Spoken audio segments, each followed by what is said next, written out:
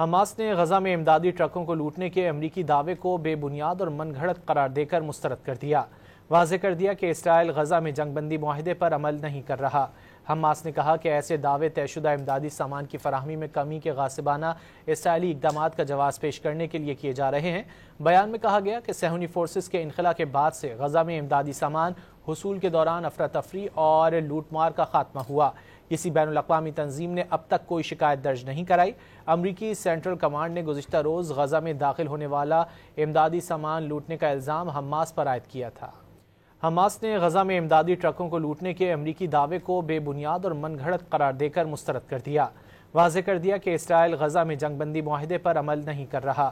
Hamas نے کہا کہ ایسے دعوے طے شدہ امدادی سامان کی فراہمی میں کمی کے غاصبانہ اسرائیلی اقدامات کا جواز پیش کرنے کے لیے کیے جا رہے ہیں۔ بیان میں کہا گیا کہ صہیونی فورسز کے انخلا کے بعد سے غزہ میں امدادی سامان حصول کے دوران افراتفری اور لوٹ مار کا خاتمہ ہوا۔ کسی بین الاقوامی تنظیم نے اب تک کوئی شکایت درج نہیں کرائی۔ امریکی سینٹرل کمانڈ نے گزشتہ روز غزہ میں داخل ہونے والا امدادی سامان لوٹنے کا الزام حماس پر عائد کیا تھا۔